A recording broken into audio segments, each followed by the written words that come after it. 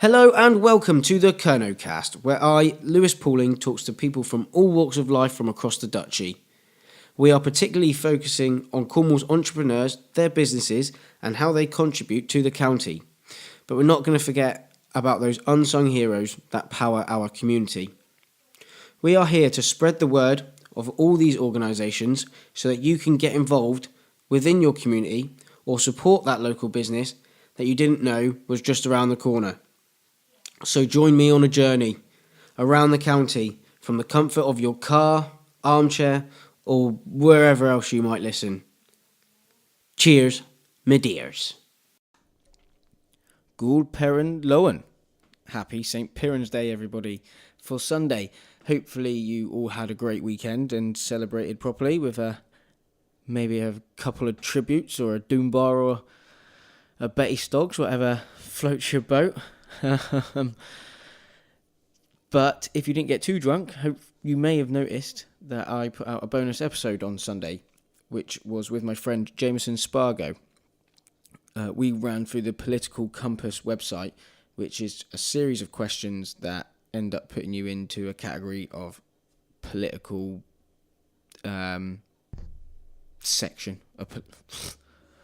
You know what I mean? It puts a label on your political leaning, basically. I'm a left-leaning liberal, apparently. So that all leads on to today's episode, in a way, because today is also with Jameson. We discuss today whether or not Cornwall could become an independent part of the UK or country, or however you want Cornwall to be seen.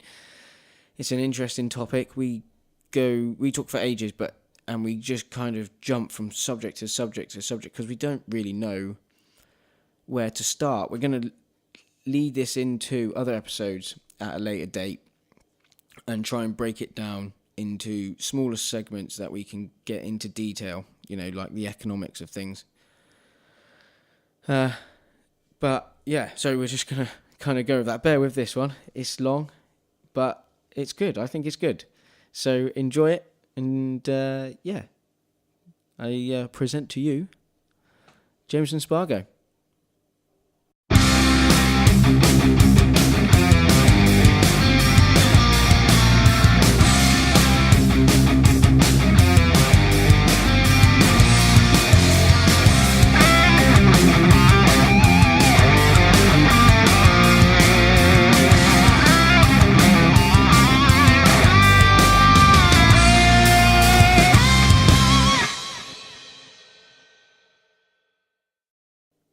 This episode of the Kernow cast is sponsored by Celtic Produce, a fruit and vegetable shop located up by the Bobbin Beacon. Go and check it out. So, let's have a drink. That should be your introduction right there. Do you know what? Mike Dyer said that. He said, just make that the start. Let's have a drink. It's so hard to think of start. It's the most Cornish thing to do. Get a beer. Get a beer in. I was thinking about having a beer, but then I was like, nah, best not. I'll go mad. Getting Larry. Are you ready? I'm ready. All right, I'm ready. When you are. Okay. And we're live. Hello, Jameson. Hello, Lewis. All right, Good how's to it see going? you. How you doing? Very well, thanks. Excellent. First of all, I will just say that if I do call you Jim Bob through this, it is that's going to fine. happen. There's people who don't know who I am. Yes. So I thought I'd just get that one out of the way. That's fine. That's absolutely fine. First of all, so obviously, Jameson, I know we met when we was working at Morrison's. Yes, absolutely. In Bodmin. That's where we met. Absolutely. All those years ago, I do remember your first shift. Not that I'm going to discuss that. Yeah, no, that's a good point. There's a great start. I'm amazed you didn't get sacked. So hey, I made up for it in later times. You did. I mean, I'm still talking to you now, and that was 10 years ago. It's got to be something like that now, yeah. Anyway, so obviously today we're going to be talking about and discussing about Cornish Independence. Oh, yes. Or the possibility of it, or where it is at the moment, and however it ends up going. We'll sort of see. First of all, I want to just kind of get and let the listeners know a little bit about yourself. So my first question to you is, if you had a billboard, if you could put a billboard up anywhere in Cornwall, where would it be and what would it say? In Cornwall? Oh, goodness me. That's a question. Would you want it to be a politically based one or just one that I'd want? Whatever, one that you would want. One that I would Just want. so, you know, something that gets the listeners to sort of have an idea of who you are and what you're about. Perhaps I would have a sign just at the Tamar as you're trying to go into Plymouth saying, "Where are you going? Turn back." Yes. Someone else said one about coming back the other way, saying just turn around. If you're coming in, go back the other way. That was Lee Frost, I think. Okay, so that's quite good. So what is your stance on Cornish independence then? Just hopefully that will get us going and into it. Do you know what? It's one of those things which I think there's a few people, not a large amount, but a few people would flirt with the idea. They would be possibly warming towards it, but in its current state, it's nowhere. It's just a pipe dream. There's no real current aspirations. So currently, at the minute, the way we're all standing, it's more of a case that I would possibly not favour it currently. But I'm very warm into the idea. You know, you look at political systems at the minute, a lot of people are cross with it. Yes. You look at something like Brexit as a classic example. You have a lot of people who were going, yeah, it's fine, we shouldn't mess with it. You also had a larger amount of people who are going, no, we don't like it. It's far too elitist. We don't have a say on who these people are. We want out. So something like that, it shows that the British mood is very volatile towards politicians at the minute. Yeah, definitely. Yeah, totally. And I think that's like why, I mean, what you're saying there, first of all, is there's no chance of us getting a sort of referendum like the Scottish people had. Absolutely not. Not a chance. And I can bring up something for you, actually. I was doing some checking because I knew I was turning up today. So I thought I'd check some of the polling results that we've had in the last two elections. So 2010, 2015. Yeah. But these local elections, like so these were the general elections. General elections. Obviously, Mebby and Kernow only went for the 6 areas in Cornwall. So that would be St Ives, Truro, Newquay. No, St Austell, Newquay. Sorry, yeah, Truro, Falmouth. Yeah. Campbell, Medreath, South East Cornwall, North Cornwall. Yeah. They only applied to those 6 areas. They got 5,339 in 2010. What, individual votes? Individual votes across the 6. And they did improve last year to 5,675. Right. So it's a small increase. Yeah, very. Yeah. As a percentage of the Cornish population, 1.34. Yeah. So it's small. I think it's quite hard to extrapolate. It's fair enough with those statistics, but when you extrapolate from the general election, it's a bit like how many people go out there and vote Conservative and Labour, or not necessarily Labour in Cornwall so much, but Lib Dem. Certainly not. But and Lib Dem, because you kind of feel like so many people feel that they have to vote for one of the bigger parties because else they feel like their vote is wasted. Of course. Do you see what I mean? I do. So although saying that, I would say that there's probably more than 5,500 people in Cornwall that would want a Cornish independence, but they fear for their vote. Absolutely, but you'd need to try and sell it, and trying to sell it is a huge ask. I mean, even Scotland, you think of the amount of effort they went in to sell independence, and they still said no. Yeah.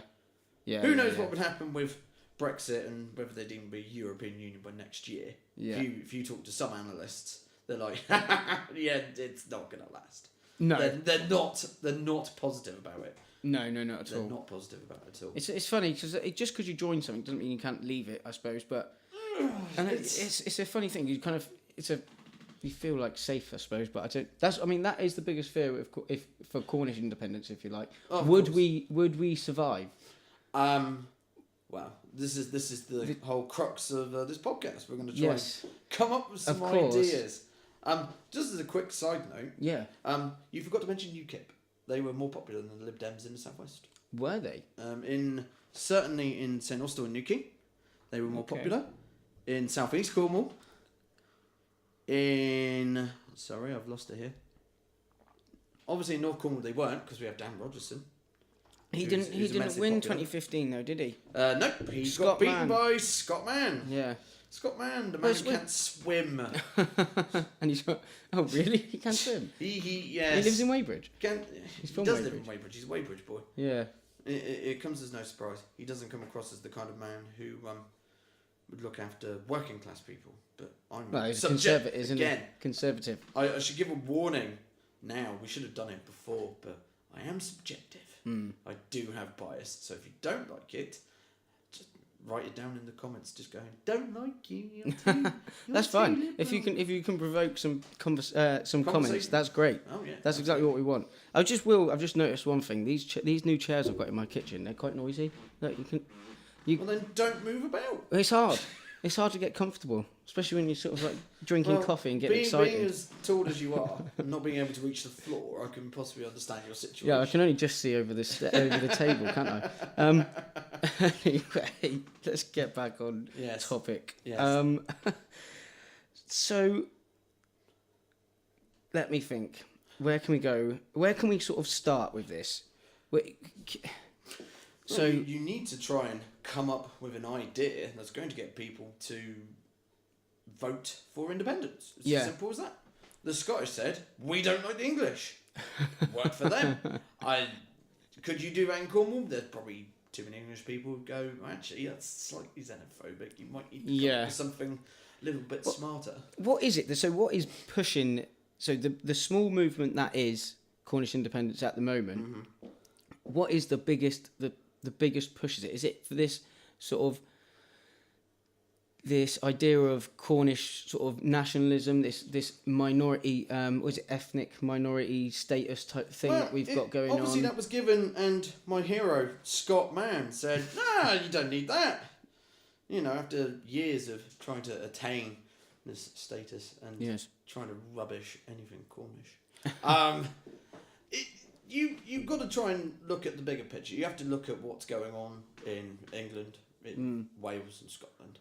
You need to look at how they're organising things and how they're trying to push their agendas and see whether you can grab any inspiration from it. Cornwall was in the more difficult situation that it's never really been a country. Yeah. You'd have to go back centuries for any kind of, rule before there was a transition or anything like that. Yeah. What was I looking at last night? There was something about loads of comments from... It was on Wikipedia. Yeah. Gotta love Wikipedia. But there's loads of... Trustworthy. Yeah, loads of comments about old people that have in... They were saying that the UK or Britain was made up of sort of 4 or 5 constituent places of the English, the Scottish, the Welsh, the Cornish, because we had our own distinct language. Do you know what I mean? We did. So, because obviously we still do. We have a very strong Celtic background. Yes. And that's the thing. So, hold on. Let me see if I can get it up. Whilst you're doing that, some comedy facts and figures for anybody who's more politically minded as such.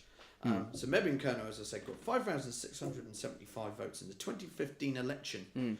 They got more votes than the BNP. Well, I suppose you remember the BNP? Of course, yeah. Yeah? Of 5th course. in the 2010 general election. Yeah. Less than Maybe and Kernow in this one. They just went off the board because, to be fair though, it's like... I can tell you why. I mean, but they slipped off the map because they let Nick Griffin go on telly. Yes. And they just got slashed for being racist. But once UKIP turned up and they wasn't getting so much of the racist, they took all the votes. It's very simple. The difference between UKIP and BNP is Nigel Farage. He is, whether you like him or not, and in fact that was one of the last times I saw you, was That's Question Time with Nigel Farage, and we're just scoffing, going, don't. But he is very media savvy. He's very good at being a politician. Yeah. And, he knew when the right time to leave was, which was as soon as UKIP got what they needed. Because now they're pretty much politically redundant. Yeah. Why would you vote for him? There's no need to vote for him anymore. So now, it's up to the 4 million people who voted for him, which way they're going to go. Yeah. They've put that bit in place. He's got what they wanted to happen. Oh yeah, exactly. And now they can they can always leave a gap and sort of they've set a precedent. I don't think people will go for them anymore. Other parties that they beat, by the way, the Communist Party. Oh, there is a communist. There is a British Communist Party. I didn't know that. They beat Arthur Scargill and the Socialist Labour Party. For anybody who's older than 50 and know who Scargill is, very big union man in the 80s with a large amount of hatred towards him. How many votes did those two parties get?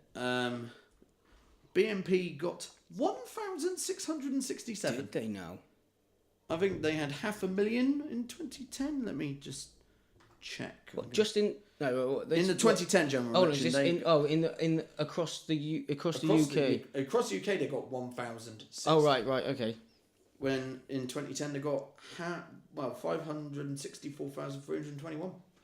So fall from grace. Don't let Nick Griffin on your show say that there's no such thing as a black Welshman. I'm sure Nathan Blake would be very disappointed to hear this. I think Colin Jackson would also be. Yes, they would not be impressed. No, absolutely not. Yeah, so in terms of the small party structure, they're doing better than some. They even got more than the Monster Raving Loony Party, which is always your standard bearer for joke parties. They got more than them, so I think there's room for improvement, shall we say? Yes, it's just getting. It's just getting people on board to understand that, isn't it? But it's. I'm now on Wikipedia, and it's saying here that the three general arguments for Cornish independence are that Cornwall has a Celtic cultural identity separate from that of England, and that the Cornish people have a national, civic, or ethnic identity separate from that of the English people. Very true. I've never called myself English. I'm now calling myself Cornish from when I probably did up until I was like 18, 19, 20, sort of, because I didn't really know any different. Of course. So, but now I'm sort of understanding it, and I would call myself Cornish. I mean, I've both. I think all my grandparents were born in Cornwall, and that's a general good thing to yeah, have. and there's lines of my family that go way back in Cornwall. There's a few lines that have come in from outside Cornwall, but as far as I'm aware, I'm pretty Cornish. I know I can count all of my grandparents. I have one great grandparent who was born in Canada. The rest are Cornish. So 93% for me. Yeah, it's solid. Yeah, Cornish blood there. Cornish blood. Yeah, absolutely. Or Celtic blood, I suppose you could say. Yes. The next one is saying that Cornwall should be granted a degree of devolution or autonomy, usually in the form of a Cornish National Assembly. So this would be very similar to what they got in Wales and Scotland currently. To me, that seems the most plausible and probable that is way definitely more plausible of doing it, so that we can. Okay, let's try. I need to try and understand the Scottish and Welsh sort of way it is at the minute. So they can sort out a lot of their own taxes in a way, can't they? Yes. But they can't sort out their own laws as such. Laws know how they wish to charge and deal with monetary policy. Yes. Yes. So you'll find that I'm trying to remember what it is with Scotland, that they're trying to get things back to a state level. They're certainly not trying almost like it would almost relying on privatisation or anything like that. No, it'd almost look like the United States, if you like, I suppose, would it? Is that how you would think? How you would think of it? Well, No. United States is far more diverse. They have a far more broad tax system. For example, every single state has their own different laws on tax. Yeah. And different rates and things like that. It's far more progressive than it is in this country. Right. You pay the same level of VAT whether you're in London or Aberdeen or anything like that. Yeah. Yeah, of course. I think it's more a case of how you spend your money is the difference. And obviously, if Cornwall's not getting enough money. Well, yeah, that's the thing. Okay, that's a good thing to search. So Cornwall, what GDP? I suppose. Cornish GDP, that'd be a good one. Admittedly, another stat. It got less votes than Yorkshire first. Who did? Maybe in Kernow. They got less than York. Yorkshire first. So Oh. that's a comparison party. Oh. Yorkshire trying to go for independence, which is mad. Yeah. What? Although, to be fair, Okay. Cornwall, maybe and Kernow were only able to field 6 seats. Yorkshire were able to field 14. Right. So if you look at it as an average, maybe and Kernow is just under 1,000. Yorkshire first is under 500. So Right. you can tell that if there's anywhere it's going to work, it might be Cornwall. Yeah. I'm just looking through here. So, again, on Wikipedia, for anybody that wants to check my sources. The But it's- home of accurate sources. Yeah, well, it's just brief, isn't it, and Yes. quick.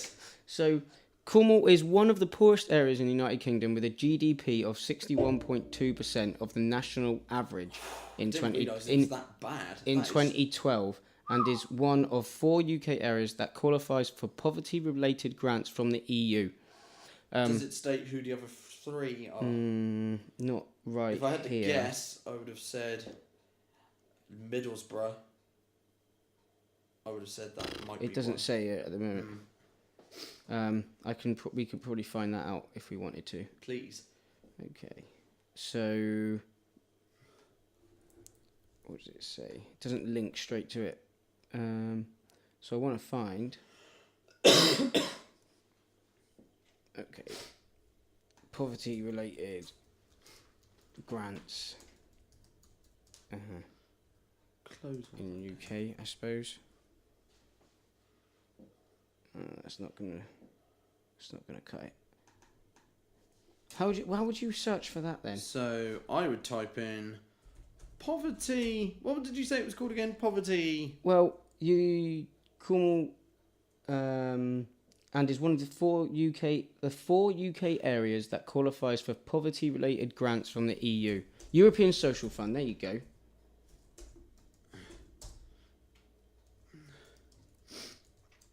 Fund UK. Optionalprogram.gov. Yes, Cornwall has always been somewhat of a forgotten place economically, just because it's so far out of the way. It's not necessarily Well, the greatest place to try and do business. So I can understand from that kind of point. But if you were able to invest in greater infrastructure, which they have been, yes, they well, are trying to dual carriageway the entire A30. yeah, so which is a lot of that's that's come from the start. EU. Yeah, You have other things like the railways are also heavily against it because it's not necessarily the Cornish end, but let's see if I can test Lewis here. Where do they always have train track problems? If you were to take Penzance to Paddington, for example, well, that where is there always problems? where was that last one? That the weather ripped it apart. That's good. D something. Dawlish. Dawlish. Spot on. Yeah. Yes, there's always problems at Dawlish. The idea would be that you would create a additional line, possibly going through the centre of Devon. So you go Yeah. through Oakhampton, Launceston. Basically, run adjacent to the A30. Then you would say. You can have a separate line. You can keep the line from Exeter, Plymouth, Dawlish, all the way to Taunton. I think they should also try and encourage infrastructure going from Taunton through the centre of Devon. Or maybe even the north of Devon. You go through Barnstaple, Bideford, and go Yeah. through Bude and that way. You could always try and do that. But that's one of the things. The problem is that they probably don't invest in that sort of thing because there's not, even though there is a high amount of people that are coming in over the summer to Cornwall and the southwest in general, Of course. you haven't got the amount to sustain it throughout the whole year, have you? No. Which is that's- where Newquay Airport ends up losing out in some ways, I suppose. yeah, of course. But then Newquay Airport seems to be doing well, and sometimes you hear that it's doing all right, and then sometimes you hear that it's not doing so well. So I think that's all dependent on the contracts it's been getting. I think it's would you want to expand it in terms of a consumer airport? That'd be great. But then do you want to have a industry solely based on tourism? Where is a affluent area that is solely based on tourism in the world? Name me one. Canaries. Is it that affluent? Well, it's not. I suppose it's not affluent in that. Well, no, I suppose it's not affluent like that. No, and But this it's is. solely. I think this is the great crux of the point. You if you're going to make Cornwall a more affluent place so that it could potentially survive being independent, you need to change its focus. Not entirely overnight, but you'd need to do it as a gradual process. Yes. If you're going to make it, Well, if it's going to be touristy, try and make it touristy all year. As opposed to which is difficult because of 7 the months weather of the through year. the winter. Absolutely. Okay, so I don't want to keep. I keep trying to search for this stuff, and I can't concentrate on what you're saying and search for the same thing. That is fine. You are But, male, Lewis. I would yeah. expect you to be able to do 2 things at once. But so what we're saying then is, okay, so the GDP of Cornwall is 61.2% of the national average. That was in 2012, so it's probably roughly the same now. How does that break down? So how do we, if we were separate, so at the minute, are we not making as much money as we are putting out of the county then? Is that what makes us... We do not bring in as much into the country per person as, say, the rest of the country. That's what the GDP means, gross isn't domestic it? product. Yes. So it's- in terms of that, no, but you would also have to see what the expenditure on Cornwall is. And if it's 61.2, then it's fine. But I would wholly imagine that... Okay, so it says here later on, it says, farming and food processing in 2006, which is a bit odd, contributed to 366 million to the county, equal to 5.3% of Cornwall's total GVA. The agricultural food industry in Cornwall employs 9,500 people. That's actually quite a lot. Yeah, 4.9% of all Cornish employees.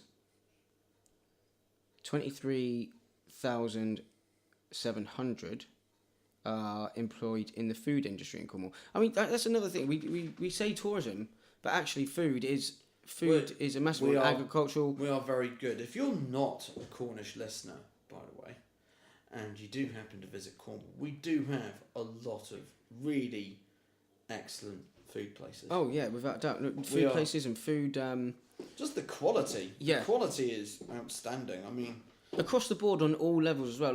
Like especially seafood is one. yes, because we have coastline. Newlyn being very well renowned for its, so busy. It's very strange. I'm a union rep where I work. Yeah. So every so often they let me go away for a week and I can do some union work. So I can do some recruiting. And I was with someone who was doing the Union Academy. We were down in Newlyn, and I was shocked to see it quiet. I've never seen it quiet because we were there at 3:00 in the afternoon. Yeah. You go there at night when it's fishing season. It's insane. Yeah. I don't understand how they can make it work, but they do. Yeah. Right. Just huge amounts of trade and it's so busy. There's a massive fish market down there. It's unbelievable. I think there is. Yeah. One advantage of Brexit potentially is the fact that they have what people would consider to be very strict rules when it comes to fishing and fish quotas and things like that. So potentially, if Britain tried to get their own way, or certainly Cornwall, if they try to muscle in, they could try and muster a deal similar to Iceland, where Iceland are allowed to catch fish in their area and no one else is. Right. So if the UK can do something similar, that would be fantastic. Right. It doesn't have to be a large catchment area, but many years ago, all the stories were about Spanish trawlers, and they keep coming into our waters and taking our fish and ignoring EU quotas and all of this. So if you can create something like that, it would certainly protect the fishing industry. Yeah. But hopefully increase it. Yeah. Yeah, it'll give It's an area. It's if you're gonna rely on tourism, that's an avenue you need to go down. Yeah, if that's the case, if you can stop other people coming in and do it, you instantaneously there's a void there because there's more fish to be caught there, isn't there? I mean, it's not necessarily more fish to be caught. No, just not more fish to be caught by Cornwall. Yeah, if you exactly. like. Yeah. That's what I'm trying to say. Sorry. But what did we say then? So, 366 million was from farming and food processing, Mm-hmm. right? So tourism, though, contributed 1.85 billion. No surprise. But that was in 2011, so there's a difference of quite a few years there. I would say we it's could probably probably search a bit increased more. since then. I would definitely say so now. So Particularly- 2011. Particularly, I'm trying to think of when it was. Certainly 2015, it was manic. I think there were a lot of people who did not take a summer holiday abroad. They took it in Cornwall. Yeah, It certainly felt like that. yeah. It does feel like every year is getting busier and busier for it. I Well, feel. I mean, maybe I'm just noticing it I more think because. last year it was possibly exacerbated by the fact they had all the roadworks going on the 8:30. Yes, it That makes would it have feel worse. certainly exacerbated it. That's why I didn't take last year into account. I think it probably didn't bother a lot of people. Mm. You know, roadworks are roadworks. It happens all across the country. It's not just a Cornish phenomenon, or if you're from Bodmin, a Bodmin phenomenon. It's not just Bodmin that has roadworks. No, that's correct. Yeah, it's all over the place, and It's all over the place. People are used to it. you can't not. Yeah, you can't get away from it. You know, if you know you've got to travel 5 hours, you've got to do an extra 20 minutes. It's not going to bother people. No. That's 2012. That's not very helpful. So you know, if you want to try and get away from the tourism industry, you've got to make it not the dominant feature. Clearly, it's the dominant feature of the GDP. Yeah. Oh, Cool. Of course. How do you embrace that and make it so it keeps us ticking? Thing is, though, this is what I'm trying to understand. So, if that's our biggest contribution to the Cornish economy, that means that's 1.85. What is our total? Is it down then? as a percentage? It just says 1.85 billion to the Cornish economy, but it doesn't. Hold on, let me see if it. Tourism.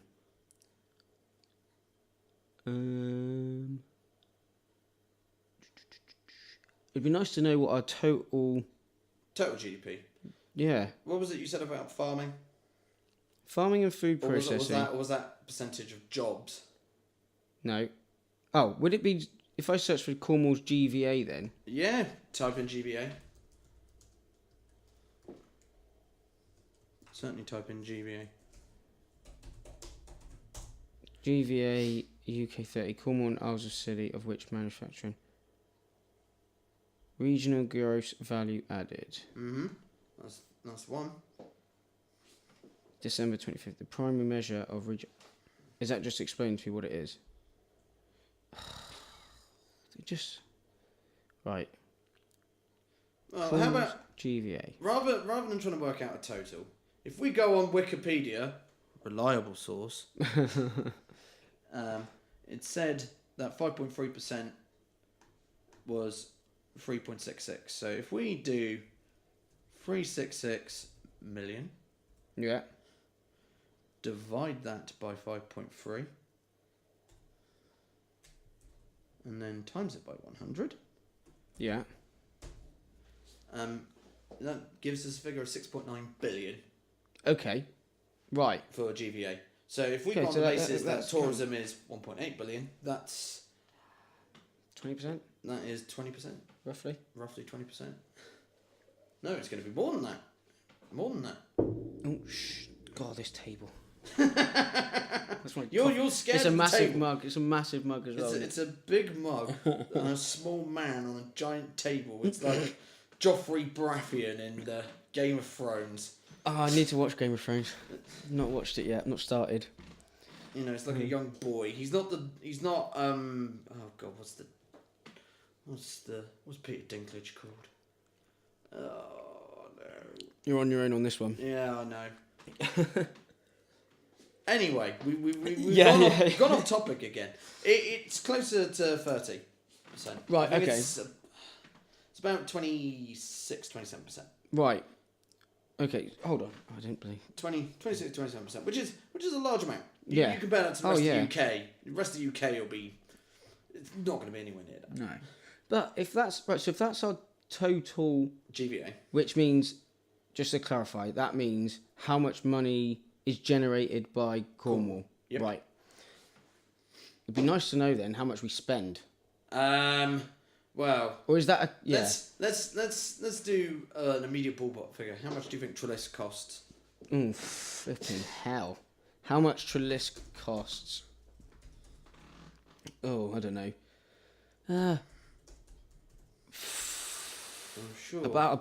It's got to be about $1 billion. Because what is it, like 500, 600 billion for the whole of the UK? It's 120 billion.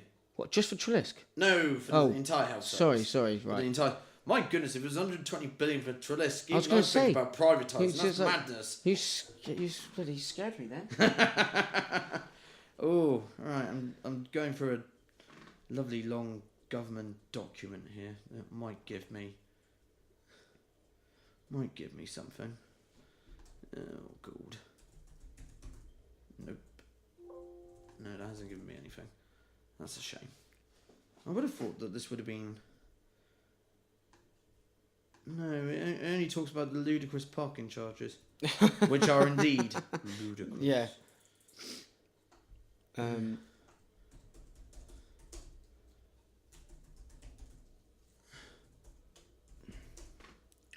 Let's see. Accounts Trellis Hospital. Nope. No.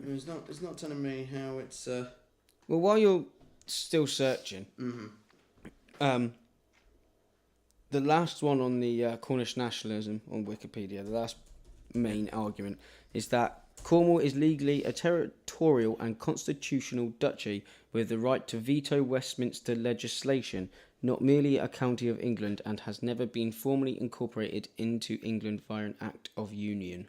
Let's see. That's a great crux point, which, if people did have enough of English parliamentary rule, they can go, well, hang on a minute. Well, I've already said that.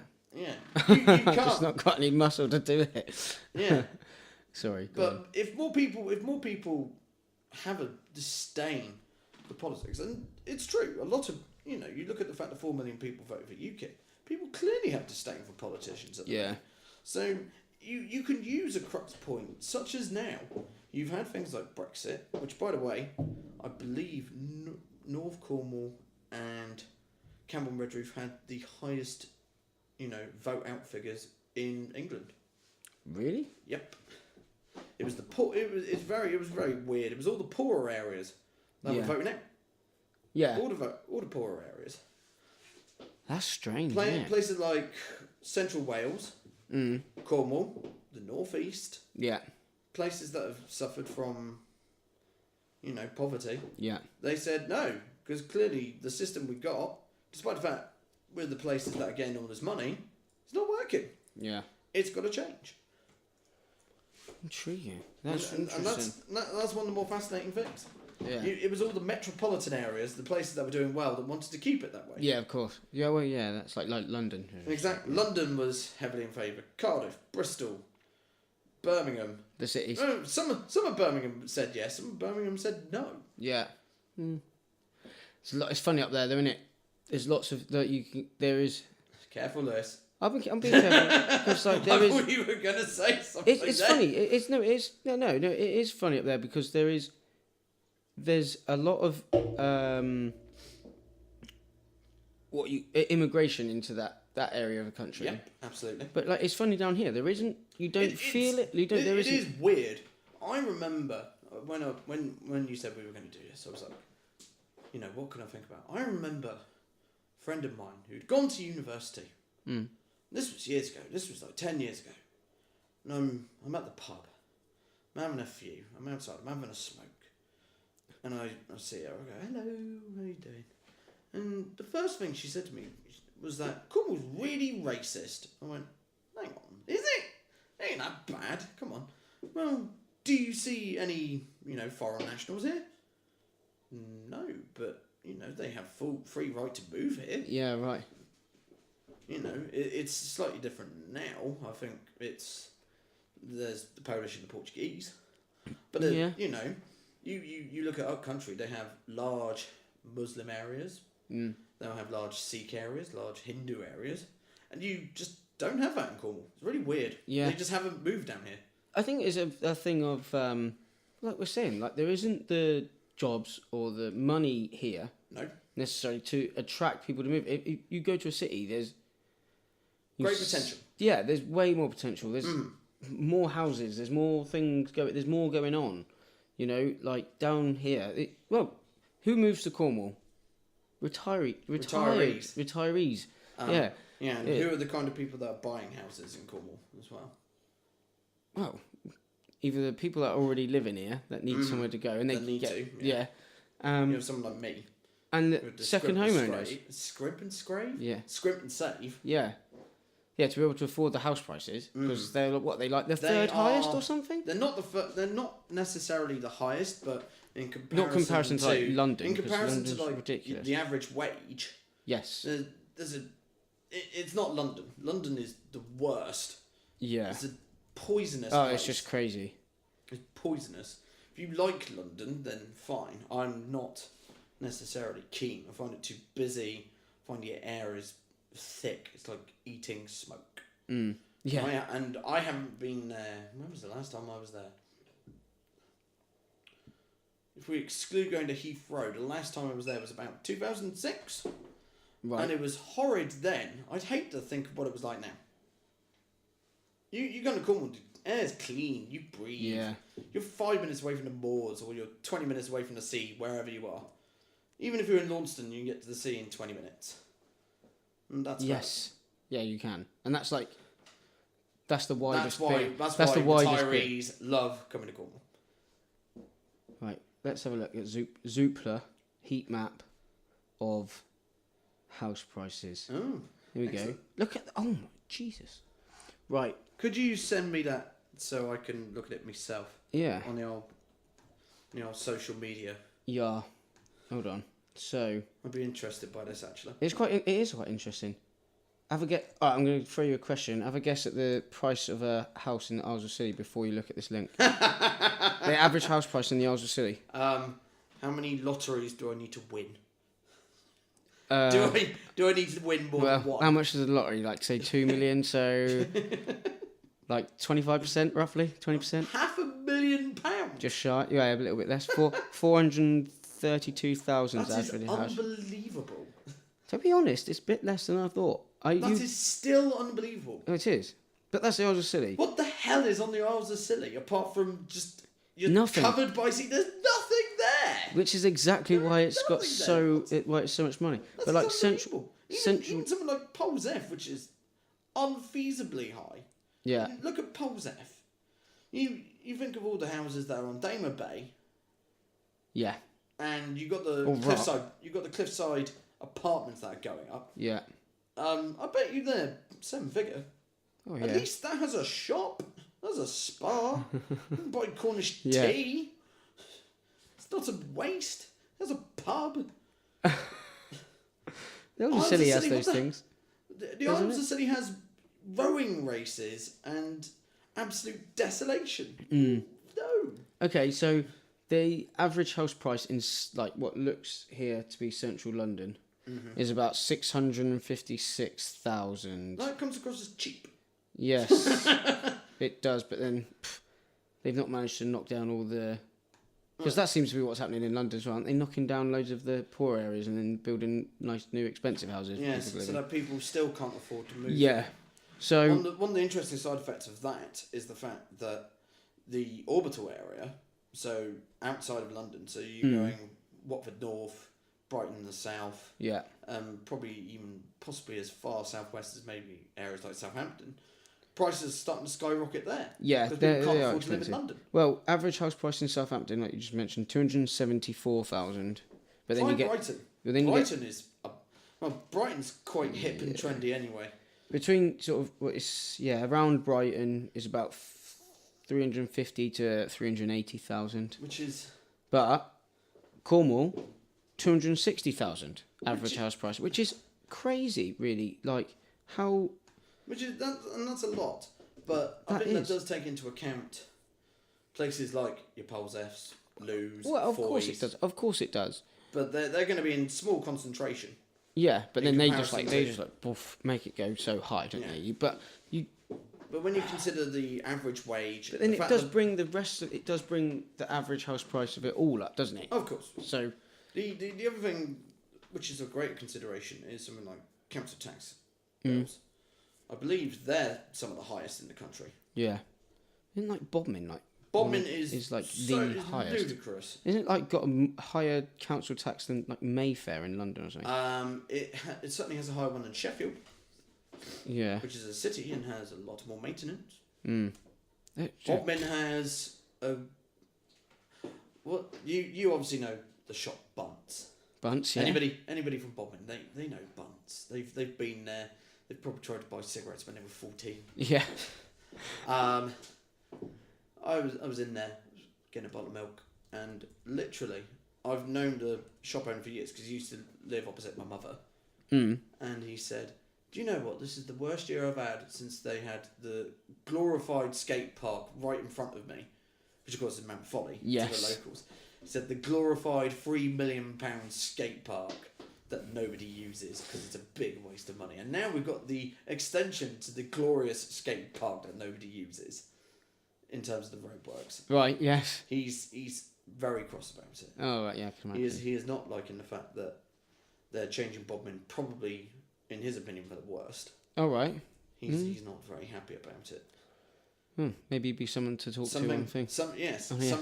Again, it's another thing which could inspire people if a lot of these projects go wrong. Yeah. And we don't know about the Bodmin roadworks. You've got to be a local to understand. If you're not a local, do come and visit. You'll pull your hair out because you won't know where the hell you're going.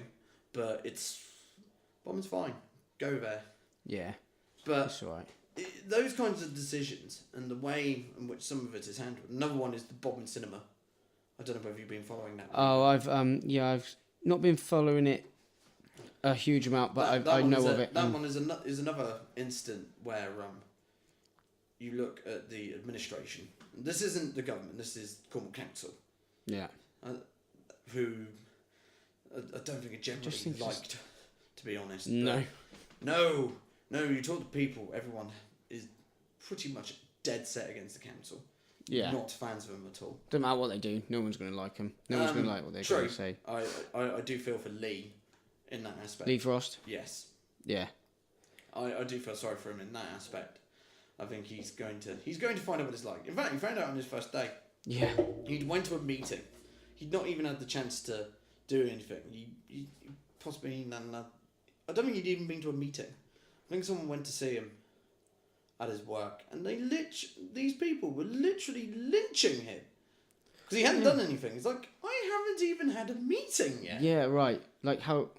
What? So what do you expect? You expect one person to go in and change the world? Like, Yes. yeah, he was saying that. He was saying that on the podcast last week. I'm not surprised. Yeah, he was just I'm saying not that. It's just. Think Crazy. about Brighton, actually. That's the only place where the Green Party have a member of parliament, isn't it? Is it? Yeah, I believe it is. That's interesting. You could possibly use them as some form of inspiration as well. I think if you're going to make a large change in Cornwall, you need to have a grassroots movement. I think it's going to have to come from the youth. Yeah. You're going to need to get people who are passionate about it to try and spread the word. Are we those kind of people? No, we're just throwing out the idea as something to talk about. Yeah, and I'm like interested in. Yeah, well, I'm just interested in talking about it and maybe, toy with the idea of it potentially happening, maybe, and like how you would go about doing it. So like maybe someone could take up the rant. So do you mind if I ask you some questions? You then? go ahead. Yeah. So how would you try and organise it structurally differently in terms of how the UK government run things? But how the UK, so as a government on a whole, if you look at how the British government is run now, runs the country, yeah, and how it treats Cornwall, how would you try and sell it so that Cornish parliamentary policy would be better suited for Cornish people? How would you give that to the people as spin? How would you go, Cornish people, you should do this, you should let Cornwall be independent because? How would you get it to run better? Well, like you said, you need to get people behind the idea of it being plausible in the first place. So you need to build a really good business case to make sure that we would be able to survive without any sort of help from the central government for a start. Of course. Which, unless you've got all the numbers right in front of you and you've planned them out and figured them out, is really difficult.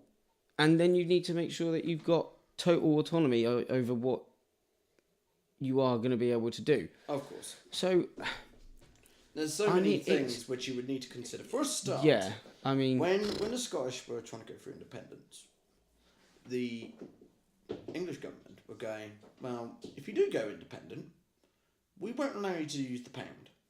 And the pound is, well, possibly not after Brexit, but again, we all knew that was going to happen. yeah, It's a decent currency. It's certainly better than the euro. yeah, Oh boy.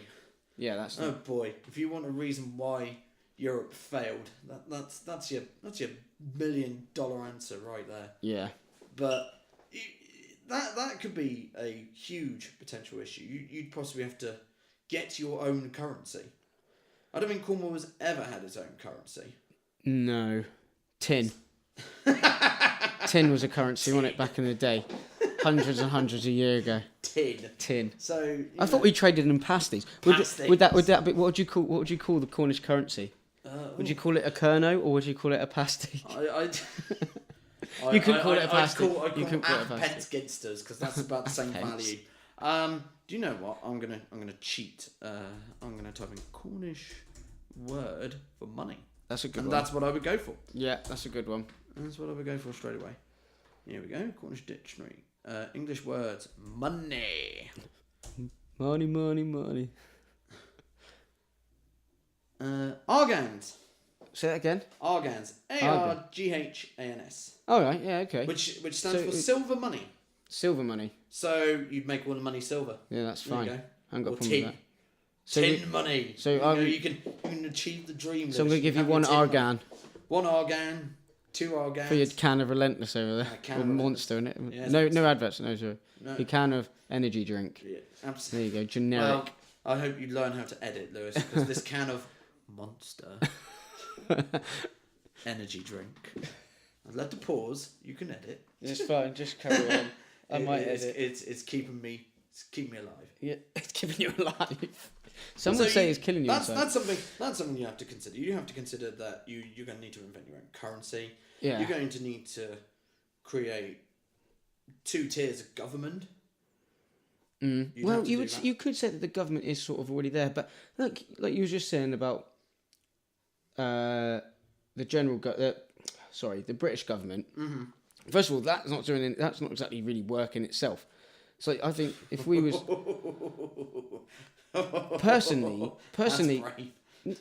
well, it is true. Personally, I agree, but you're going to have a lot of listeners coming to you going, "Really? I think it's working well."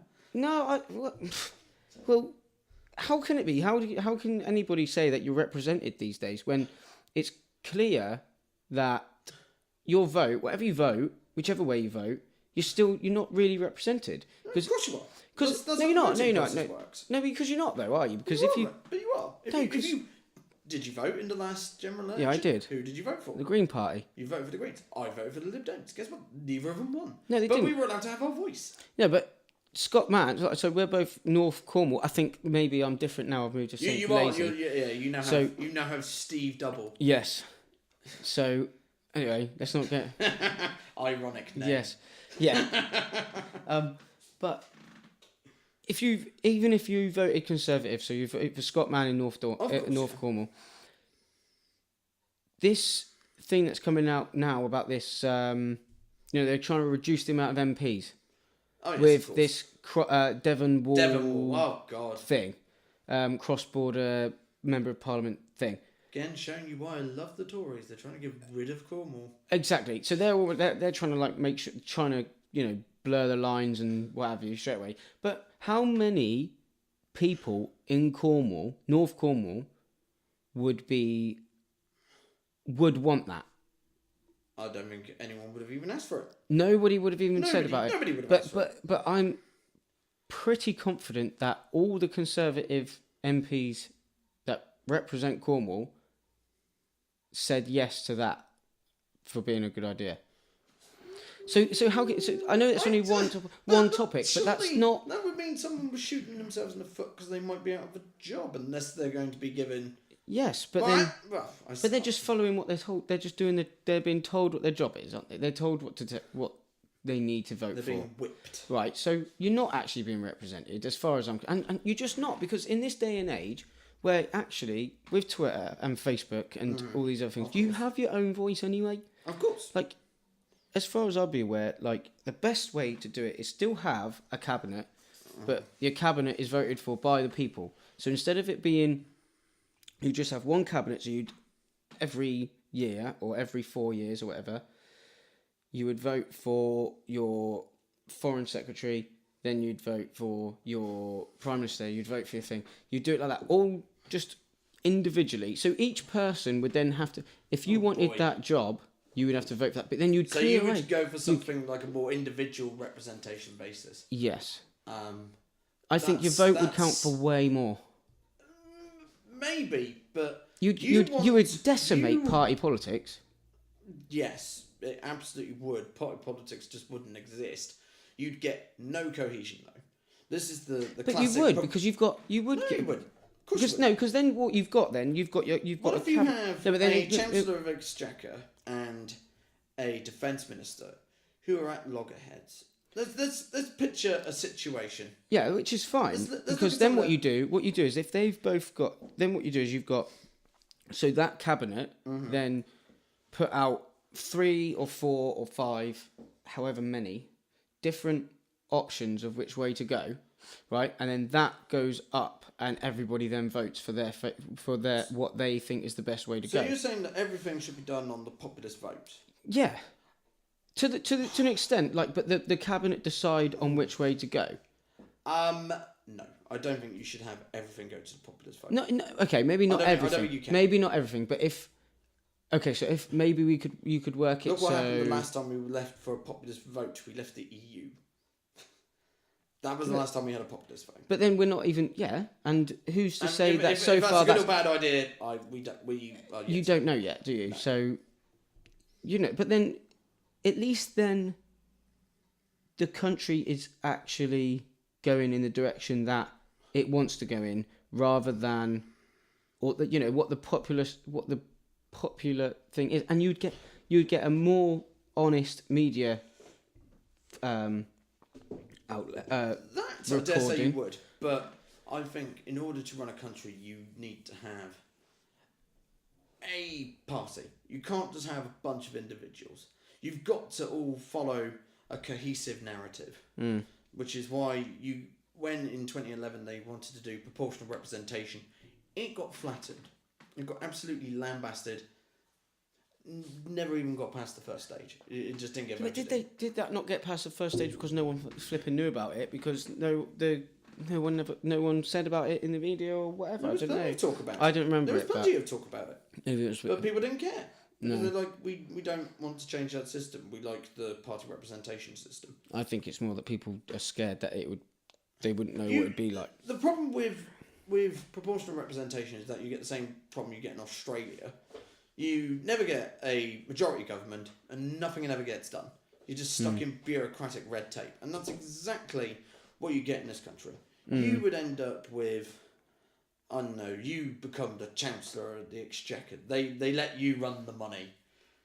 And they make me, I don't know, the Environment Secretary. But then that wouldn't be the case, because then you would actually have people that wanted to represent the country as a foreign secretary, rather than just someone going, you can be foreign secretary and next week you can be home secretary.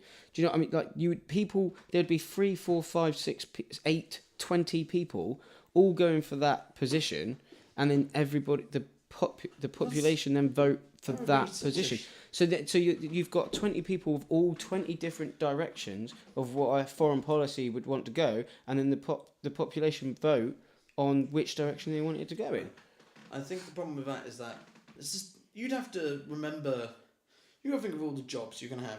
Culture. Yeah, which is environment. Fine. Which I've already thought about that. Name me off all these political positions.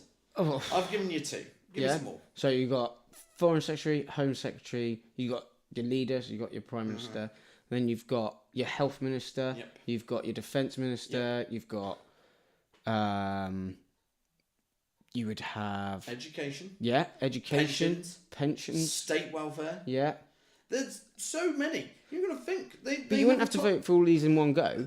You could vote every 6 months. You could have a new one, or every 4 months, depending on how. But if you're trying to go for independence straight away, you need to get that off and running on the bat and on the go straight away. You can't just delay. Oh, we don't know what we're going to do with the defence budget. We're going to leave that for 6 months. No.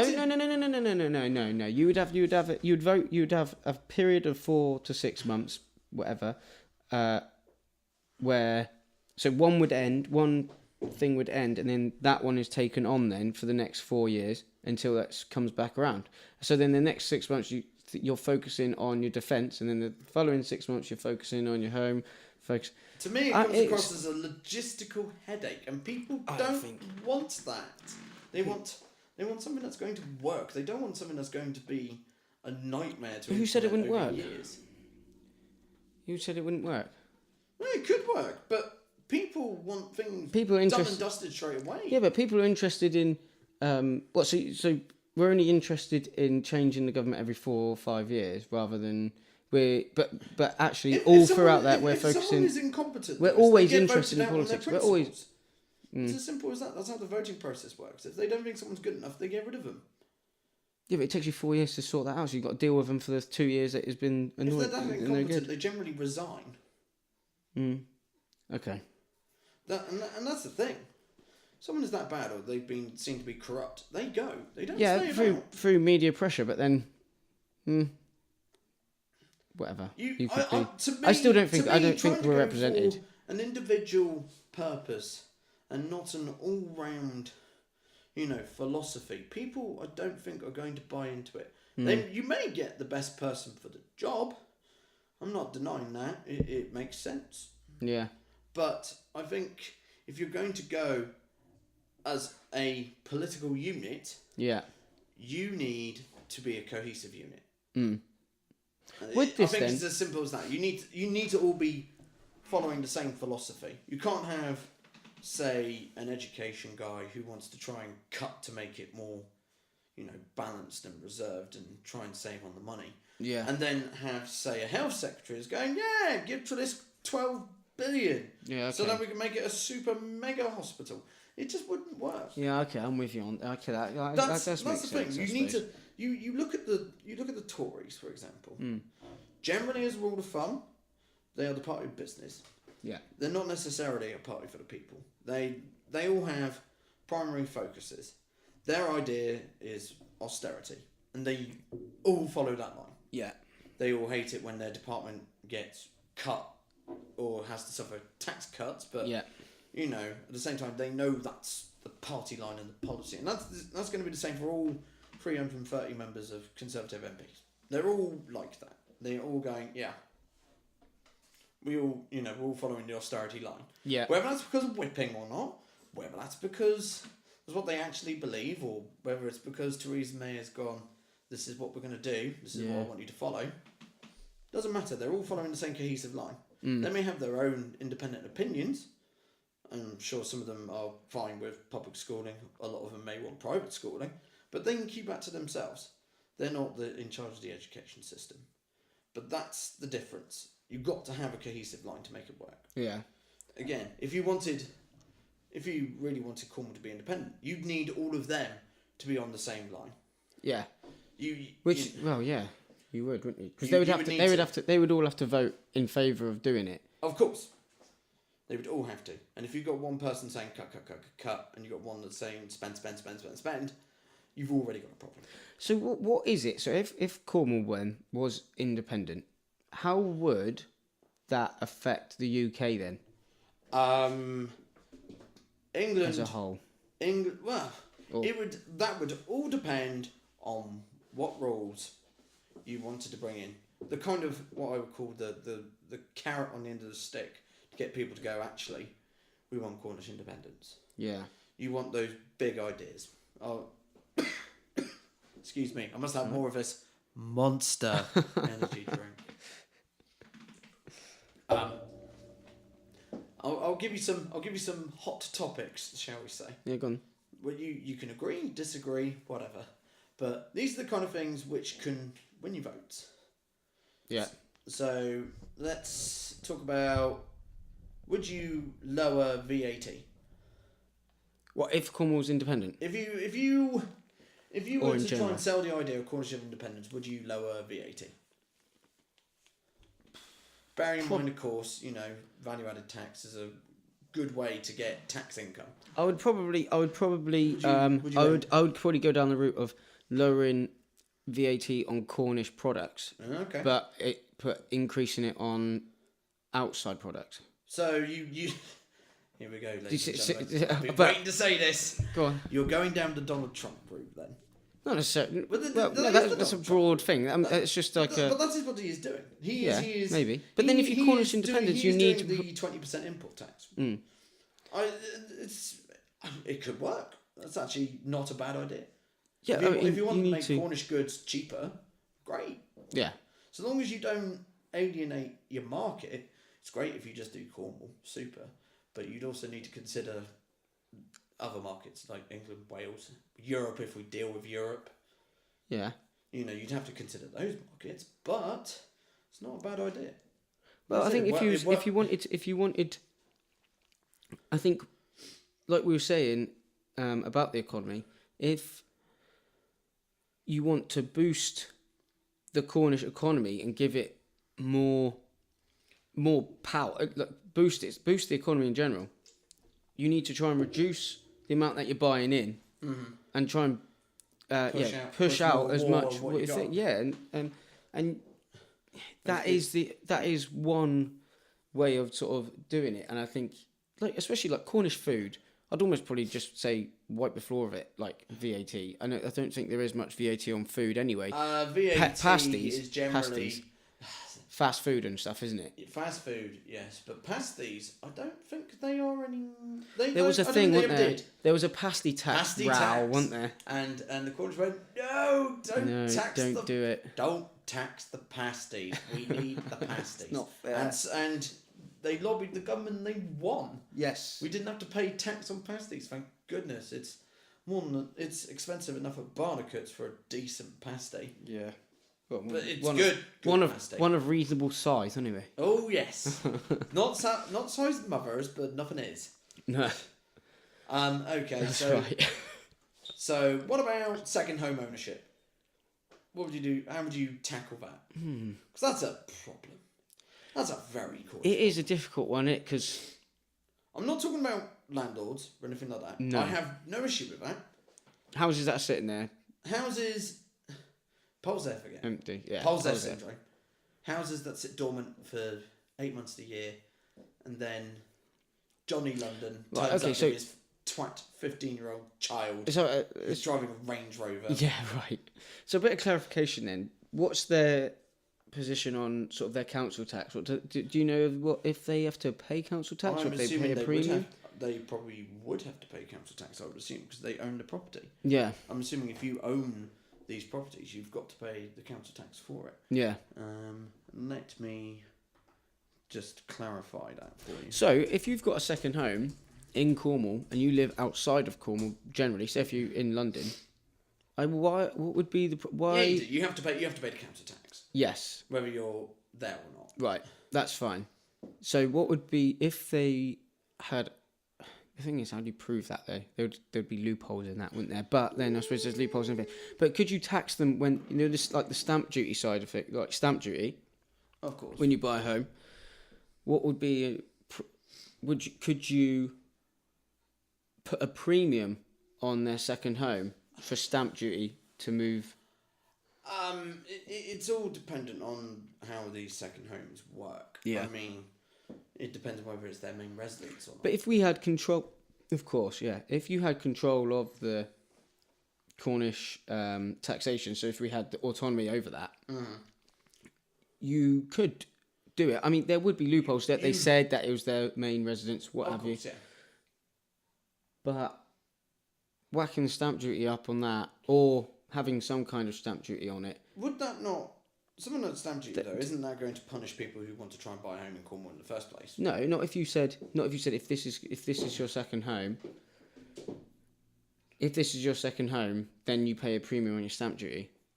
If you're already a homeowner, I mean you'd probably punish people that have second homes that they let.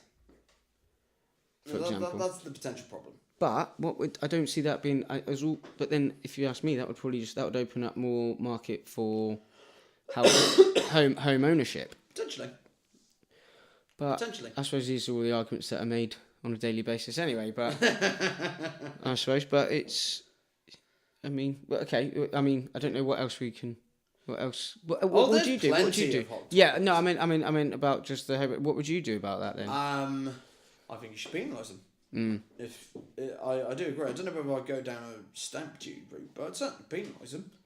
If you have a home and you're not letting and you're not living in there, that's money not going to the Cornish economy. Simple as that. Yeah. It's as simple as that. There's no money coming in. You're only coming in on your holiday, again with your brat son, and you're letting him drink on the beach at 15. Go home. I don't care. But you definitely need to get fair money out of them. I think it's the best way of putting it. Yeah. It's fair money.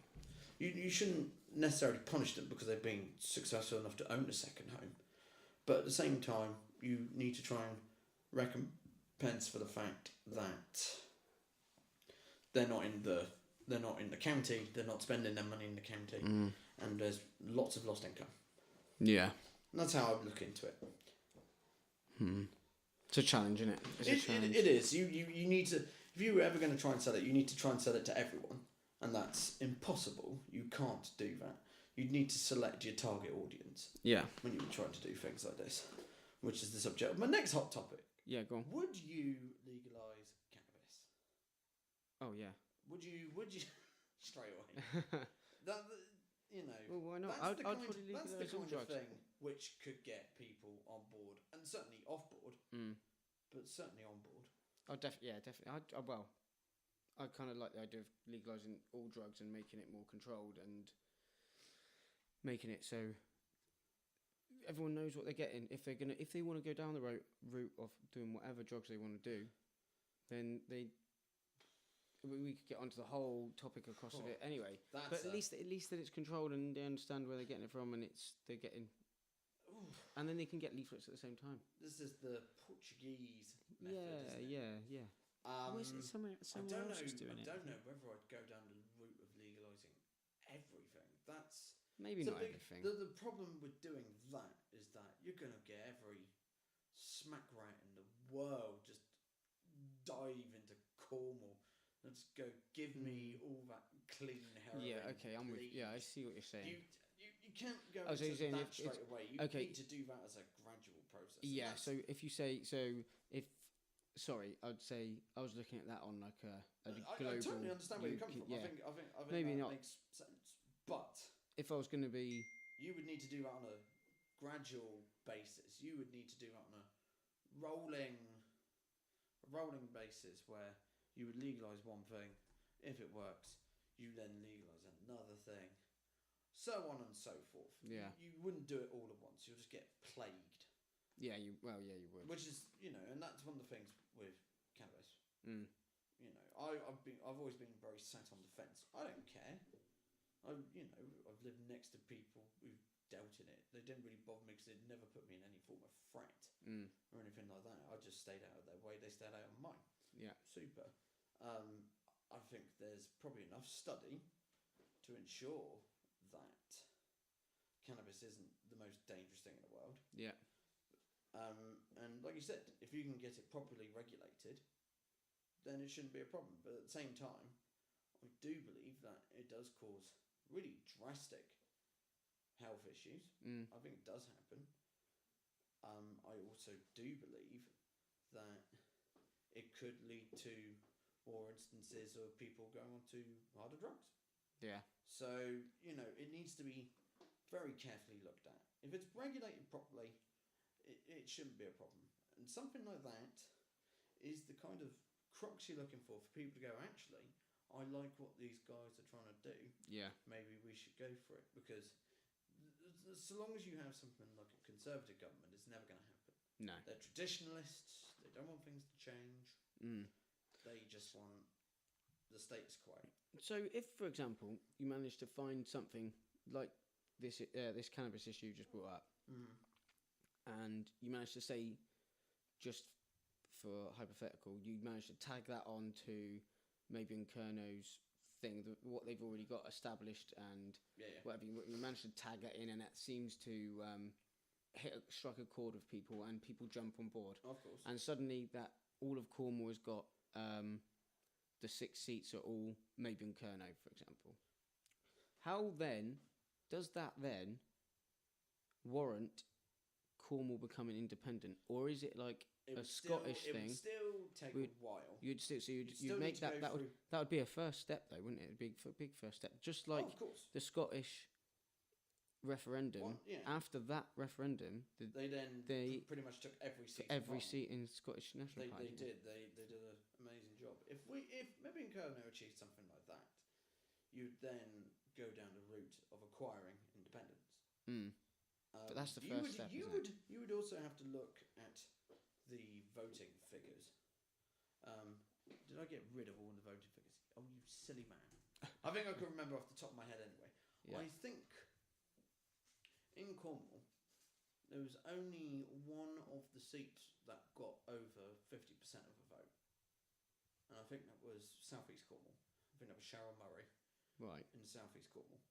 So if you even wanted to consider the idea, you would want to be polling above 50% in every region. Yeah. Because if you're polling 50% above in every region, you know you've got a good chance of becoming independent. Yeah. I did jot some figures down here. So the total electorate in the 2015 election was 423,000, rounded up. Right. If you wanted to get... That's how many people voted in Cornwall. That was the total electorate. That's Right. not everybody who voted. Right. That's everybody who is available to vote. Okay, available to vote, right. So that's if obviously you needed excluding... a guarantee... That's excluding everyone under the age of 18 Of and... course. Other But people. that's another potential thing. You could say, hey, we want 16-year-olds to vote. Like they do in Scotland. Yeah. The total you would need for independence would be 215,000 people. Yeah. Which is half of your electorate. Yes. So... Well, they're a bit off at this at the minute, aren't they? Well, currently they have 5,675, so they have 3%. It's not terrible, it's not great, but it is better than... It's how do you get those votes? Better than the BNP. Yes. Put it like that. Yeah. Now, how would you get those... That's like you were saying. How do you get those votes away? How do you make it more important to take it away from those votes from the main parties? You've got to come up with the policies that are going to get people to vote for you. Yeah. Like I said, you need a... So what are the maybe in Kernow's policy then? Because that's the lead party on this, isn't it? It certainly is. So... I'd be interested to hear what Dick Cole has to say. By the way... I'd love to speak to that guy, to be fair. Be interesting. Mr. Cole, if you do happen to listen, I think it would be great if you can come on. Especially if we can make this a regular running series, particularly if we're going to more precise elements. Yeah, I mean, like we were saying, this is just like a bit of overview. Yeah, it's just a wrap. Anything specific, we can really go into detail. Okay, so introduction to their policies and their manifesto. So, fantastic. The first thing here is saying prosperity for all. Maybe Kernow seeks to build a society based on equality of opportunity so that everyone has a fair chance to achieve their full potential in life. We want the freedom to create conditions in which Cornish businesses can be more successful, delivering worthwhile and to secure employment, decent wages, access to genuinely affordable housing and good quality public services. Oh, he's definitely on the centre left, that's for sure. He'd probably want to give Theresa May a kick in the thing. Yeah, I mean that's fair. I think it's very leaning towards the people as opposed to businesses. But then, if you want Cornish independence, is Cornish independence not that is a more left-leaning sort of Independence thing. it's going against tradition. Yeah. Certainly going against the Tory ideal. Well, you're looking to try and make it so it's support the, like we were saying, the Celtic cultural thing of the Cornish people, Absolutely. isn't it? So you got to take into account that, because we have a Celtic background, we have Cornish language. yes, Which again, the Tories that seems to be on the are rise. not funding. Stop voting Tory. Yeah. Or better, if you have a Tory minister, which we all do in Cornwall, write to them and say, can you please stop killing the heritage of Cornwall? It's actually rather important. Yeah. Just write to them and just That's a lot of things. People don't talk to their MPs, do they? I've No. never written to my MP. Again, Should probably but start. then would you... Stephen Double, I believe yours is. Yes. Yes. Not that I voted for him, because I was voting for North Cornwall at the time of the general election. I can't believe you voted Green. I didn't want to vote for anyone else. I didn't want to vote for the others, and I'm more green leaning than anything else, really. In a separate bonus bit, which we will do separately, we're going to find out whether he is. Wink, wink. Not that you can We'll see what I'm doing. We'll see. It's more of it was protest and a bit mixed of everything. Well, if you want to do a protest vote, you either went Green or UKIP. Yeah. Or maybe in Kernow. You should have voted maybe in Kernow.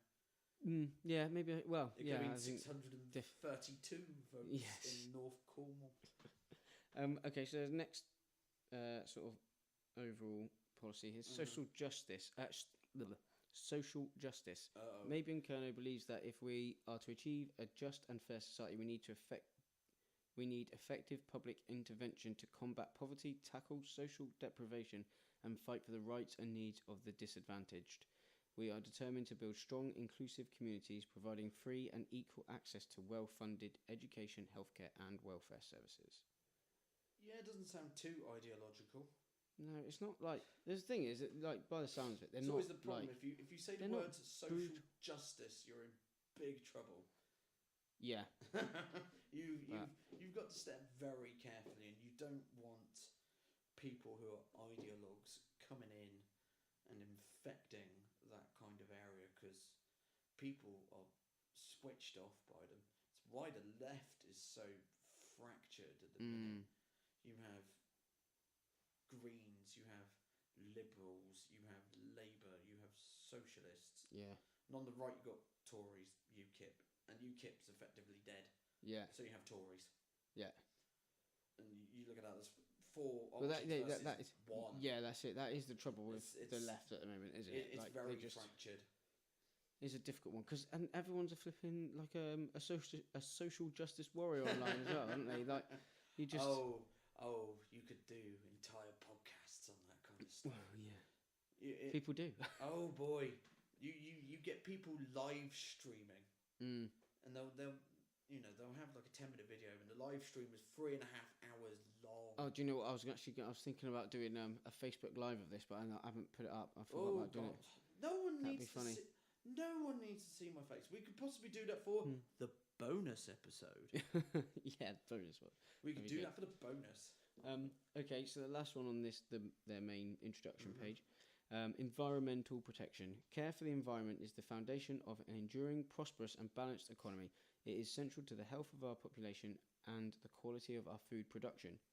For these reasons, Maybe and Kernow will not shirk from difficult decisions to protect and enhance the environment for future generations. This should be a priority for all responsible administrations.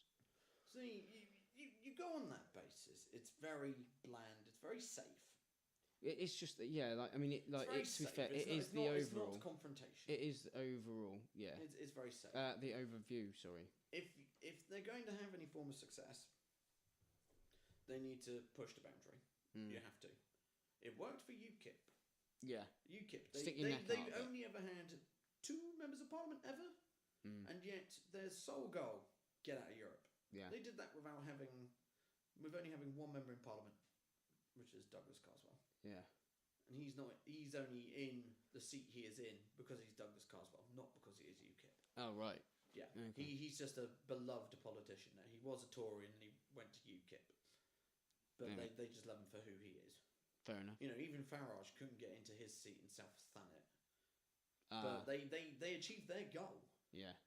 So there's no reason why, if you get the right people and the right policies, and you do need to come up with things that are more left field, not left wing necessarily, but you need more left field ideas in order to get something like that to happen. Get some conversion. There's a massive thing down on the side of titles for topics that the rest of their manifesto. We won't obviously go through it all, but obviously you can search it yourselves. Do you know what? If we do future endeavours in this, that would we can look at all of them. Yeah. Discuss the merits. Yes. What we could do to.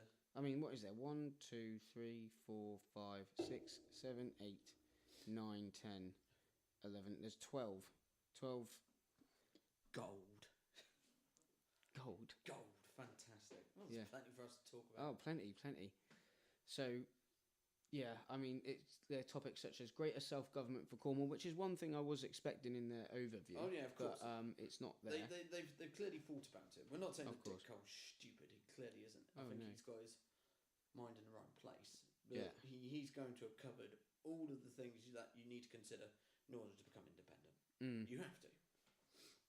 And then it's like fair funding for Cornwall, an end to austerity, politics, decent public services, a strategy for a sustainable economy, which is kind of like what we've been talking about already. A fair tax system, planning in and for Cornwall. Okay. Affordable homes for local people, Climate Change Act for Cornwall, a more just and peaceful world, a reformed Europe, recognition for Cornwall. That's a bit outdated then, isn't it? Reformed Europe. But oh yes. Well, to be fair, it's not a general election year, so he's probably not thinking about that at the minute. Although, again, Dick Cole, if you're listening, update your website. Come round to Lewis's. Let's have a chat. Yeah. I'd be interested to hear what you've got to say, and why, and we can try and pose some ideas towards you. That's it. Yes. I do have some other pointers before we think about wrapping up for the time being, because this has gone for an hour and a half. It's been an hour and a half. Flipping out. Yeah, go on. Yeah, I don't think people want to be listening to us drone on for too much. We'll see. What would you do with some of the towns that have lost its purpose in Cornwall? So, for example, Campbell and Redruth, probably Bodmin, Launceston, Camelford, places which have, had a prior purpose and have now lost it. Well, they just. I know Camborne or Redruth are recently opening up South Crofty again, but that's not going to be anywhere near the scale where it previously was. No. So my question is, what would you do with those places? Well, I've been thinking about this with Bodmin a lot, because obviously I'm a resident of Bodmin, and I do think that, like I was saying to Lee the other day, it says on the signs, and it used to be a historic market town, but it's not that anymore. It's an industrial. It hasn't been a market town for years. It's an industrial town now, as far as I'm concerned. It's got more. It's got plenty of industrial estates. I wouldn't say what is. Okay, let's look at Bodmin, because it's the place that we both know about, and we can use it as a base. Yeah. So, what do you think Bodmin is now? Well, I think for years it's been dead. I don't know. I've never known. I wouldn't know its purpose. No, it's not a market town. If it's not a market town, what the hell is it? Yeah. No, it's definitely not a market town. It's not a market town. It hasn't been for years. Is there any market towns anymore? Market towns don't exist anymore, as far as I'm concerned, or aware. Yeah. They're all historic ones. They are all historic. That's true. I wouldn't know what to describe Bodmin as. It's just a place. It's a dwelling where people live. Yeah. That's it. I made a mistake there. It's just a place where people happen to live. Yeah. There's things that happen which people work in, and there are places where people drink. That is pretty much it. Yeah, it is. If you were to ask me the question of what Bodmin's purpose is, I'd go, head. Yeah. I have no idea. It has no purpose. It hasn't got a word, that's why I posed the question. You need to give it some form of purpose again. You need to, goodness knows how. Even if you turn it into even if you turn it into a tourist town. Yeah. At least that's a purpose. Who do you think that's down to then? Do you think that's down to the town council, or do you think it's up to the people, or a bit both? I think it's just time. Mm. I think there's a great video on YouTube and some great photos that are on Facebook, and it shows Bodmin in the past. And it used to be, much smaller, but there used to be so much more in it. Yeah. I mean, there's a great, well, there used to be a cinema in Bodmin. Yeah, this cinema thing, I do think it's a bit. I just don't believe that a cinema is the type of thing that is really going to make any sort of difference. Or I don't think it will. I don't think it will. There's enough of cinemas. cinemas. Is it going to be? Is it something? How many people? First of all, cinema itself is dying out. In general. If it was dying out, then they wouldn't invest in it. No, but no, it's just only because. Dying out? Yeah, no, it must be. Think it is. No, because everyone watches so how many. The amount of people that go to the cinema is less than it used to be back in the day, I believe. Oh, no doubt. Oh, of course. Because everyone's looking at streaming them off the internet. For one, maybe so. I don't think it's not the type of industry that's going to be in some sort of it's not a growth industry, and it's not the type of thing. It's not the type of thing that is going to revolutionise or change a town. No, but it's a start. You've got to have a starting point somewhere. Yeah. Bodmin has nothing. It does have nothing. I was at a meeting about the cinema, more because of the way that was handled, but I think that's more of a discussion with Mr. Frost if you invite him again at some point. He would have a far greater dealings with it. But, what they were proposing is just, it's a starting block. Yeah. There was a woman who came and said, Bodmin's a great place. It has all these places which tourists can visit. I go, that's good. But what about local people? Yeah. There is nothing for local people. No, you're right. There's a leisure centre, which thankfully I use quite often. I try and think beyond that, and I'm like, there isn't. No. There's a few restaurants. What's a teenager meant to do? Well, that's what. Yeah, what's a teenager meant to do? There is nothing for them to do. Skate park. I'll try and go home, and I'll just see not tons of kids on Mount Folly. Yeah, it's not tons of them. It's not even like you're really allowed to go and play football anywhere. No, exactly. Like you go to the fair park where the grass is always like either long or it's soaking wet, and the ground is bumpy. Yeah, or you play on the street. You're not allowed to play at like Cold Harbour, for example. No. You're not. Can't play Cold Harbour. Can't play Priory. No. Can't play Dragon. No. There's no green space like that. So you have Fair Park, which is just bumps. Yeah. It's what? Where is the purpose going to come from? I'm just gonna you've got to try and create a situation where people need to come to Bodmin. Is what you do. Let's take another town for example. Well, like if you go for somewhere like Senostall, for example. Yeah. What would you call Senostall? Would you call that a market town, or would you call that an industrial town? I wouldn't call it. I don't know, because I deliver around Senostall. That's where I work all the time. Personally, I think Senostall and Bodmin really are just like big housing estates. I think Senostall has probably got a lot going on in the future. They seem to, because it's quite a big town. Lots of people live there. Yes, it's got a bit more, vibrancy, a bit more buying power. In some respects, because like they can afford to sustain new things much better, like the cinema they put in not too many years ago now. Well, I suppose it's a few years ago now, but they updated that, and well, they got the population to sustain it. But then you look at their main street, there's people walking through it every day, but it's not like it's not amazing. No, it's not vibrant. If you need to go shopping, but if you need to go shopping, you go to Truro if you're in Cornwall, or you might venture up to Plymouth. I chop and change to what fits my fancy. Well, yeah, and what it is that you need, I suppose. Yeah, exactly. But mostly, if you're going out for a day's shopping, you're not doing it in Bodmin or Senostall. No, not really. I think for something like Senostall, I would toy with the idea of making it like a proper industrial town. You got to think all the surrounding villages are the clay villages. Yes. So it's clearly built for that purpose. So why don't you make it a proper industrial town? Yeah. Get the facilities which they need. So let them keep the cinema. So- Give them the kind of shops they need to be able to survive. And then build the jobs around places like that. So you think like this eco village thing that they've got lined up for the top of St Austell there? Oh God, yes, that. So like I think like an eco village is probably like a good idea. But do you think it's about that? yeah? But do you think it's actually like so? What you're saying is that really they're putting that in the wrong place. Yeah, of course, Yeah. totally in the wrong place.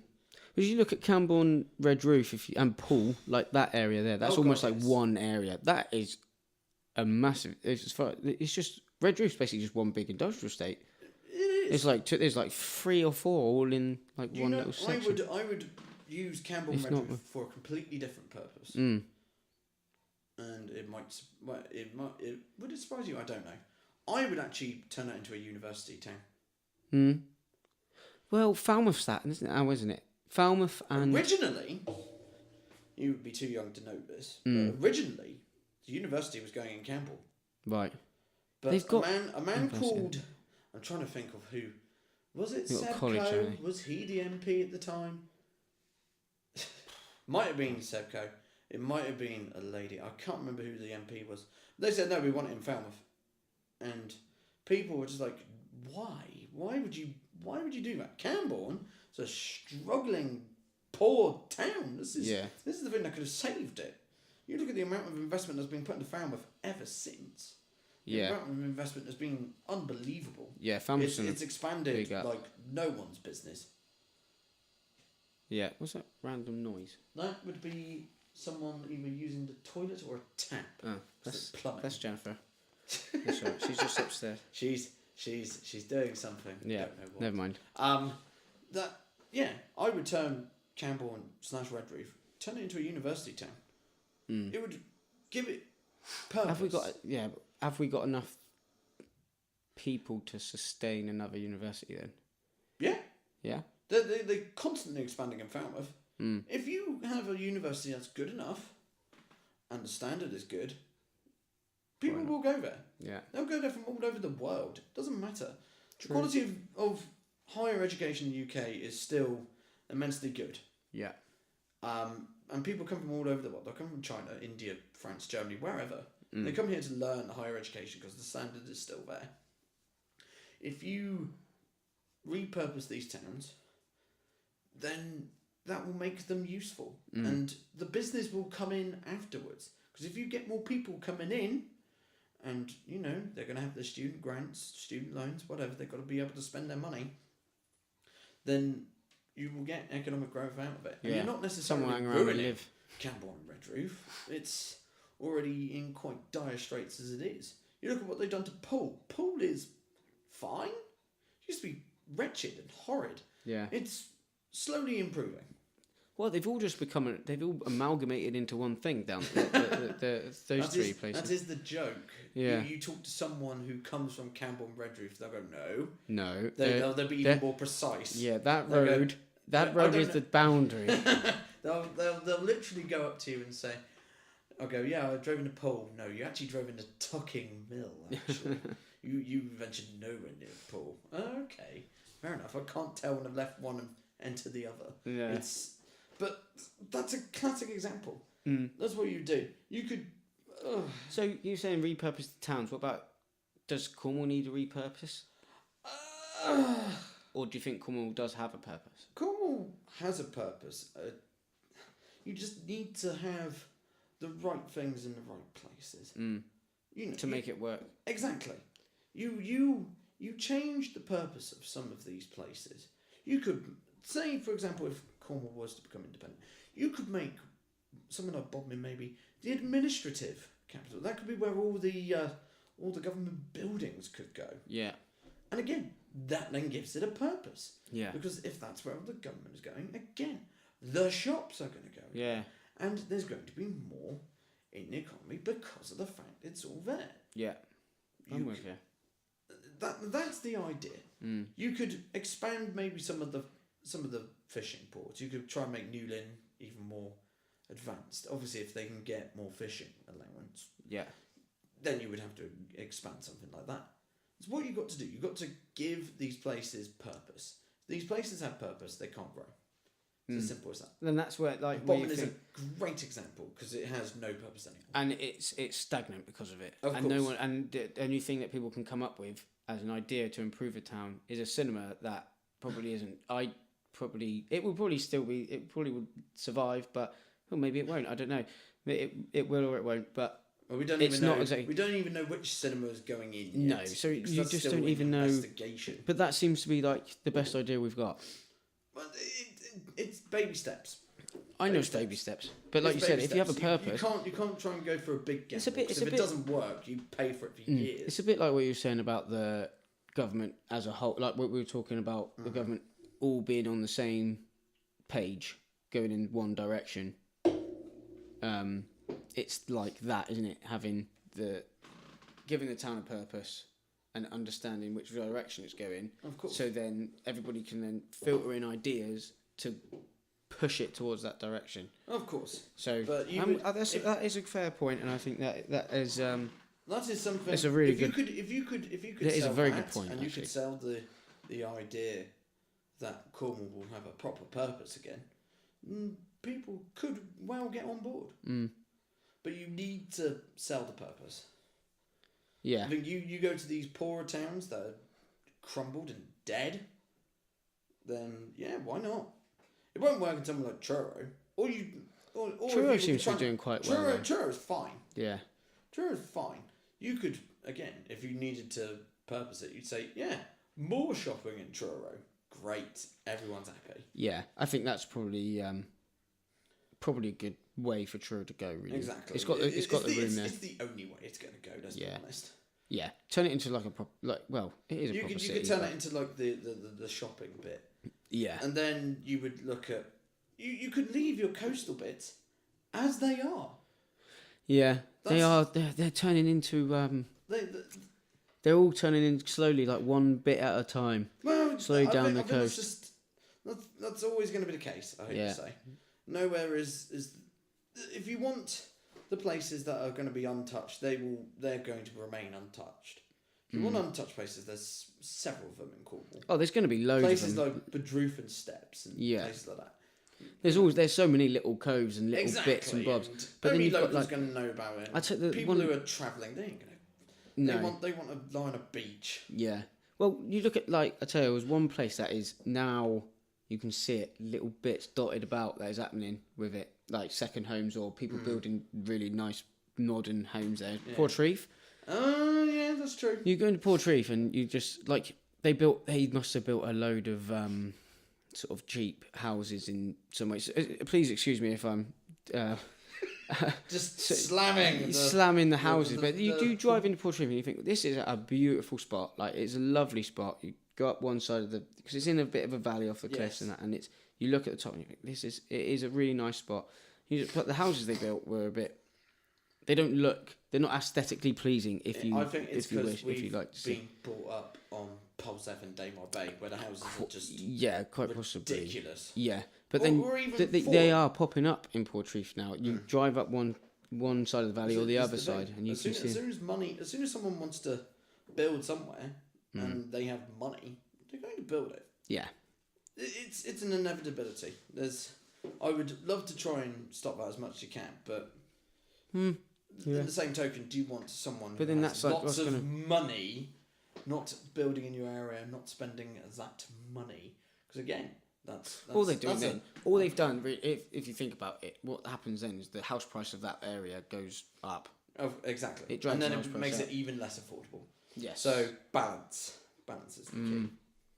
Oh well, right. No, so we've done an hour and 40 now. Is there any I other little things? think the people will need a break. I think. Yes, I think we've made a good start though. Yes, I think this is something we can. Considering, we can certainly go into more detail. yeah, There's a lot of faffing. yeah, a lot of trying to get around the ideas and Why are we even going. telling the people this? We should have switched off. No, it's fine. No, it's just Well, because they want to. They want to They need the understand. real feel of how to do a nearly 2-hour podcast. No, but no. I'd rather talk about it and let them listen so they know what they're in for next time. Indeed. But like you said, we might be able to. We'll talk about it more in between, and Yes, of course. maybe we could do this once a month or something. And Absolutely, it's We'll just see. making the time. yeah, of course, yeah. Maybe if it's not once a month, it's not once a month. If it's once every. It's doesn't matter. whenever we can fit it in at a reasonable time. I think. Yeah. Lewis. I think so. So Don't forget, there's a bonus episode which we didn't tell you about, which Lewis will hopefully post up there, which is all going to be based on something he's not aware of what he's doing. Stay tuned. okay, and on that note, I have no idea what you're talking about. But thanks, Jim Bob, for Thank you. taking Yes. the time to come and do this with me. That's and not a problem, Lewis. I think we have tackled a lot of issues, and hopefully, we maybe we can start a new hopefully movement. started a conversation. Hopefully, That's the thing. that's the If you're going to That's do the a grassroots movement, you've got to start from the root. yeah, the bottom up. You've got to go from the bottom up. And if we get some with it, great. If we don't, Yeah, never mind. anyway. There's always Thank next you, time. Lewis. Thank you, Jim Bob, and thank you everybody for listening. Cheers and go on. This episode of the Kernow Cast is sponsored by Celtic Produce, a fruit and vegetable shop located up by the Bobbin Beacon. Go and check it out. Okay, are you all still alive? Is everyone breathing? I know, it was long, wasn't it? But hopefully we've brought up a load of topics to build on. If there's anything that we brought up at all that you found particularly interesting or you thought that we missed or we need to expand upon, then please write in the comments somewhere or send us an email at the Kernowcast. No, it's kernowcast@gmail.com. So do that.